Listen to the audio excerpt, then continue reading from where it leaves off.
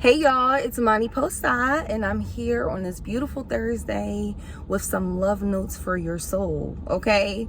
So listen, Bekindle is my personal journey, okay? Anytime I receive enlightenment, I'm jotting it down so I can spread the love, spread the word. So I started Bekindle when I was actually really sick, which was probably COVID, okay? Which it was right before the pandemic started. So it was in January of 2020, right? And I started Bekindle because I wanted to have an intense introspection period. I'm not hard on myself. I just like to reflect, and I like to be around people that's gonna put me in check, people that's gonna remind me, not necessarily aggressively, because I don't do well with that. So this family that we're building here on YouTube, I want it to be a place of growth and development. You know what I mean? Like, no, I'm not going to be perfect. No, none of us are perfect. I'm just constantly trying to elevate a little faster than I've spent my previous years, where I feel like I just wasted a lot of time doing nonsense. And that's what I want this family to be about.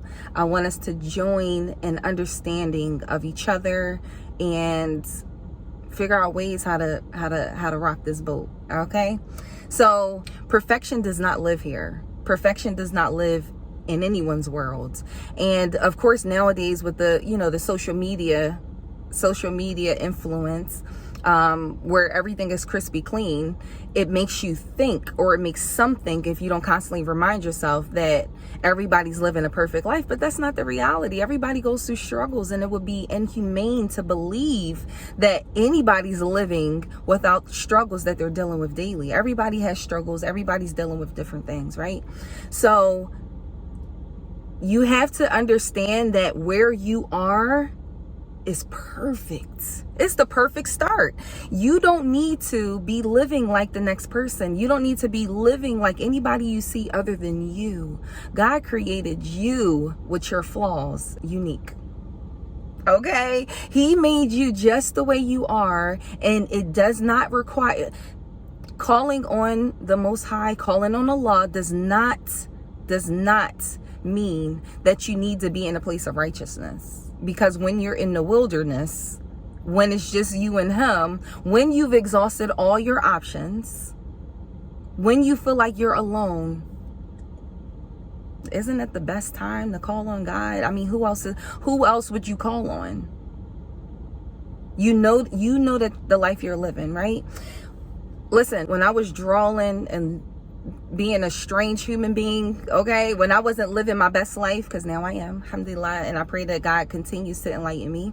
When I wasn't living my best life, I started making this dua, right? And I was asking Allah to bring me close to him. Now, I would say I was pretty consistent with this dua that I would make even against my own desires, because it wasn't a desire. It's not like you have to have the desire to change. You might not even have the desire, but the point is that you pray and ask for something that you know is better for you.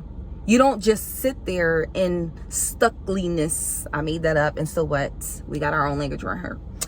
You don't sit around and be stagnant and stuck in a place where you know isn't good for you without asking the Most High, who can change your situation to better it. You got to still ask, right? Because we might not have a desire. You know what I mean? Like Shaitan, the way he trap everybody is that he'll have you thinking that something is fun and exciting. You'll even kind of be in it like, oh, this is fun. Vision all clouded, right?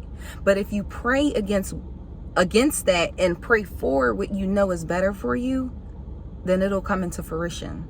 Okay, so the common misconception is that you have to be a perfect human being living your perfect life and not sinning and not falling. Somebody made that up, y'all.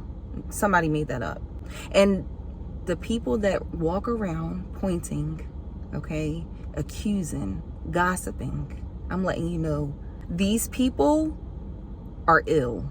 Okay, they're not whole themselves. They're not whole, because when you're whole, you have a different understanding of what life is. When you're whole, you have reached the point where you know that any moment anybody can slip, but there is a strategy and technique to keep people on a straight path. But you also know that anybody could be subjected to sin. So you don't hold a place of judgment. You hold a place of reminding. You hold a place of, okay, I want you to have better. I want better for you. So I might remind you, but I'm going to remind you in a gentle, empathetic way, because I know that you're not where you're supposed to be in your heart. So how do you heal a heart? Through the mind, right? You got to talk to people to heal. We have to heal our heart through positive speech. So even though you might not be in a place where you want to be, talk positively to yourself and about your future. And you talk positively to the Most High and ask Him, please take me out of this situation.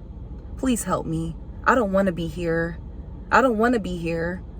Because the thing is, when Allah enlightens you, even if it's just a tad bit, when you start craving better, that's when He enlightens you and makes you aware, you ask for it.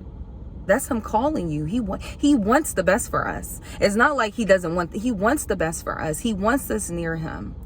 But it's a battle in this life. Okay? So my message to you today on this beautiful Thursday, you have to understand that where you are is perfect. It's the perfect start. Happy feelings in the air.